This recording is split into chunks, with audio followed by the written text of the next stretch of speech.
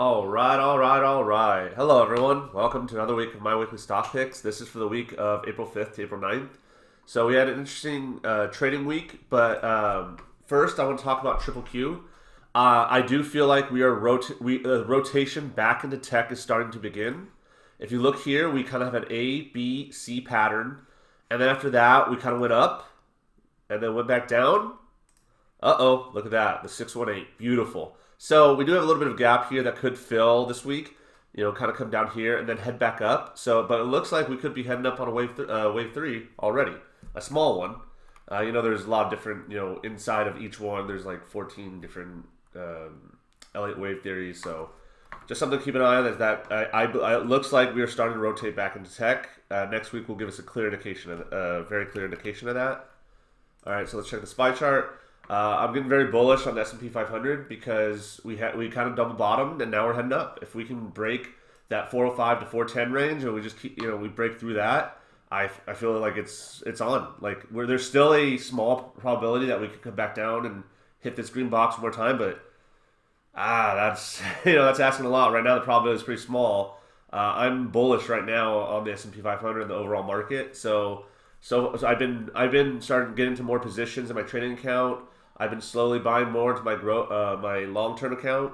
So just something to keep aware of, that the market right now seems to be doing pretty well. It seems to that this long couple weeks of really red. All our stocks were down a lot, and it seems like we're recovering. So that's a really good positive sign. If you check the indicators, I think MACD and RSI are up. Yep, RSI, MACD. We have the bullish cross. So things are looking good. I mean, the squeeze indicator is a little down, but that could change easily in one day. So Ichimoku cloud up. Everything looks good. I'm really happy with the market looking like right now, but next week it could all come back down. So like I said, there's a small probability that it comes this. It's small, but there's still something there. So don't throw everything in just yet. So by next week it should be pretty clear which way we're going. So all right, let's go ahead and jump into this. So my highest performing stock was Target and Dick's for this week, 7% and 4.8%. So we're rotating out of kind of retail names and value stocks and back into tech, like I mentioned. So some of my other names are going to be, the numbers are going to be low for a little bit. As we rotate back into tech, it'll be much better. And this is a mistake. This is not FCell. This is supposed to be Fisker. Fisker, I mentioned about 5 weeks ago. It was at 28.50. It has dropped almost 40%. Almost a $10 drop.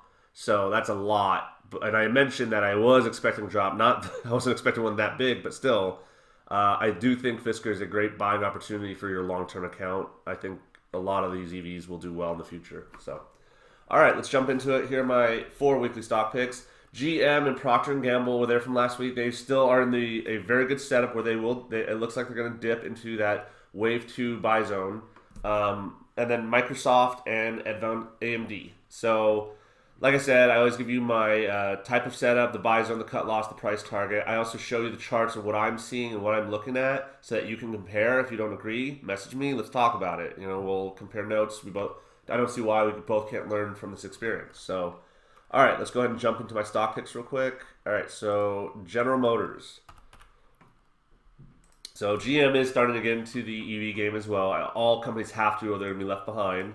Now, I said last week that I thought that this would dip more, and I'm still starting to see that. So if you look at the indicators, it's starting to show. I mean, it's way above the 200, which is good, way above the cloud. But the cloud started going down. RSI is down, so it might go up a little. But you're just kind of seeing signs that it's looking a little shaky. Okay, but we need to review all possible scenarios.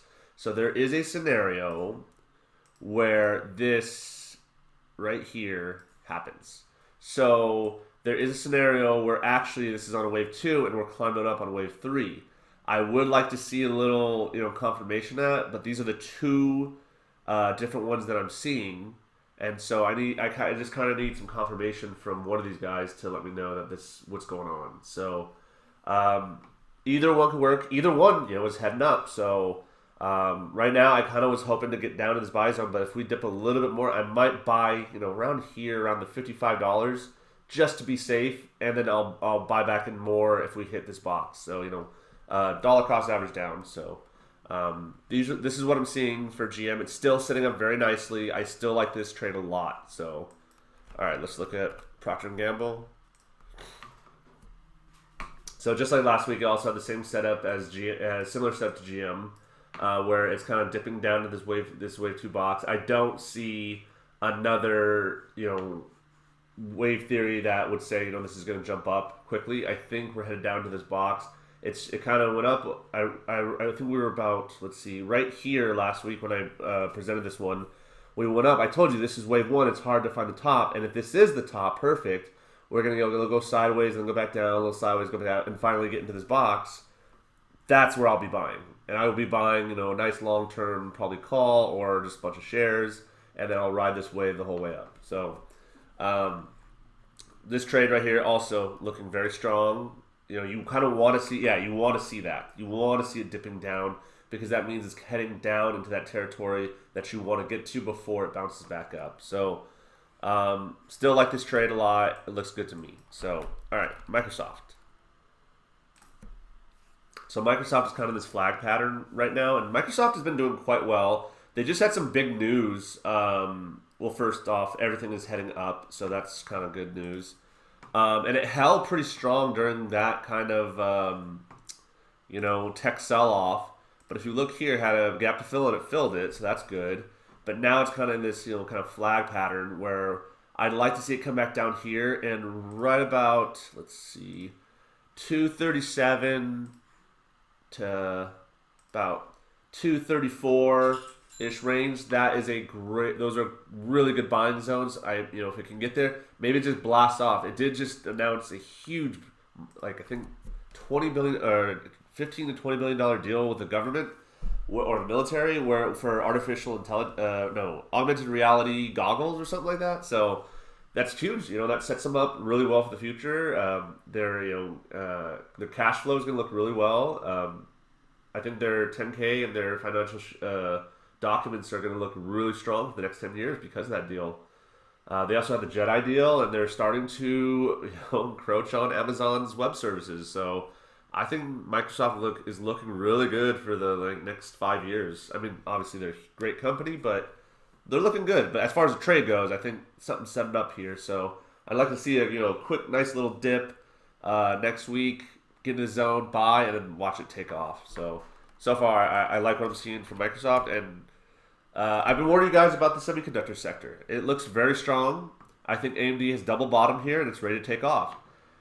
For a 1 to 2 months trade, I think we can get all the way up to $90 if this continues. I think we're going to get a little sideways action at times, but indicators are strong, so it's looking good. We finally reclaimed that 200 moving average. That was a big deal.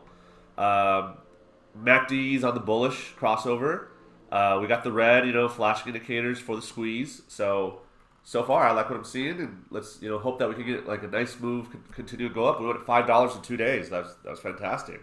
I am in on AMD, as I've told you. I think this is going to be a real strong winner, but for long term, I think by summer we hit triple digits. That's my forecast. Write it down. Write a comment. Tell it to me because I am 90% sure I'm right on this. AMD is going to be a monster this year. So, I'm telling you right now, even more. So, all right. So let's take a look at my honorable mentions. This week, I want to take a look at all of the young EV names. So I want to look at Lordstown, I want to look at NIO, and I want to look at XPEV. So if we look at Lordstown, I told you that if it gets below this number, but it came down to this level, which it was almost a year ago, if you look there, and now it's bouncing back up. So this is a great buying opportunity. I bought more this week in my long term because, as you can see, it has a 10 to do this.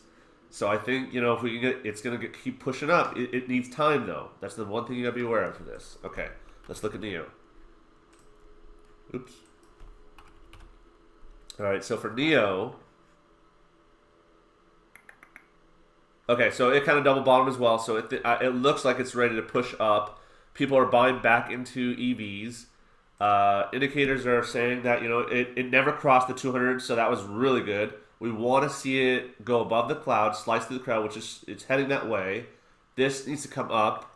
but all the other indicators look really strong, especially the squeeze. The squeeze is looking really strong. It kind of told you days ago that a big move was coming, and I don't know if this is a big move, but it's a strong move.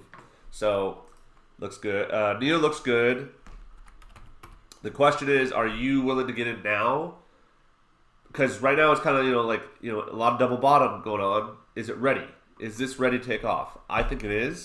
So I think these are great buying opportunities, especially if you bought in, early last week. So, but just keep an eye out. Like these young EV names are looking really strong.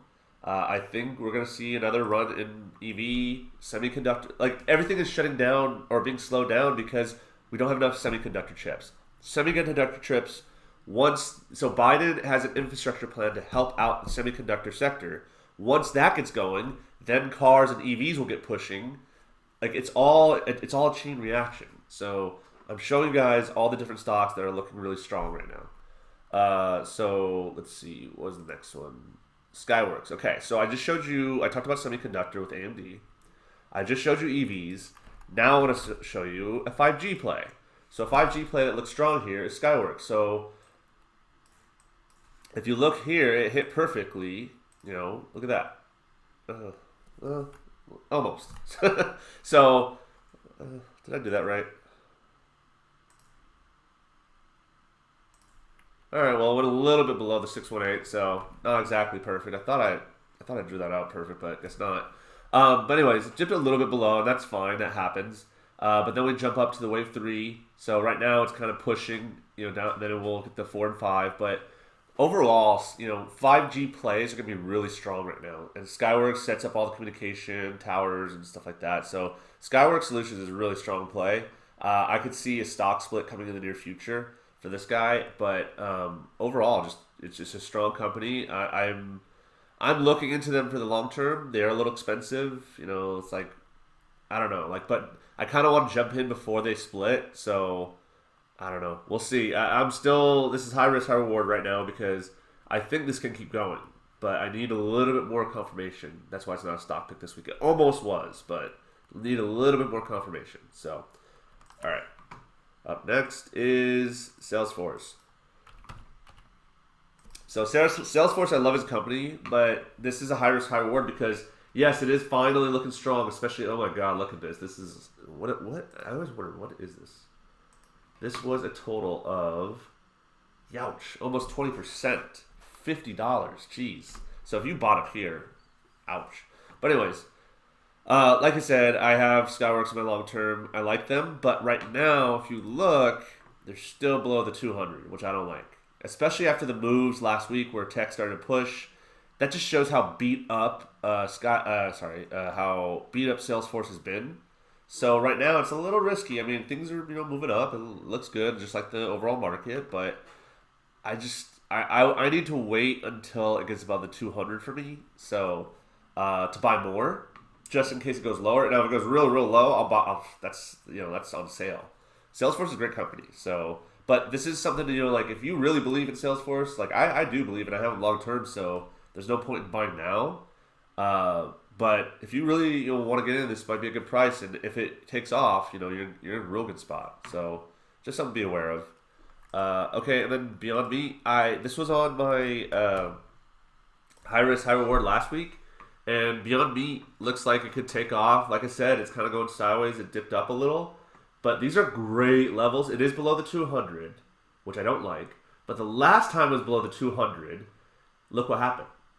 I mean, and then it came back down. Now it's below the 200 again. Can something like that happen again? That's my question. So it's reading all the same patterns. The same stuff is happening again. So I might take a lotto call here and just see what happens. So this looks really interesting to me. High risk, very high reward, especially if you do a call. But this might be something to look into, guys. So guys and girls. So just keep on your radar, okay?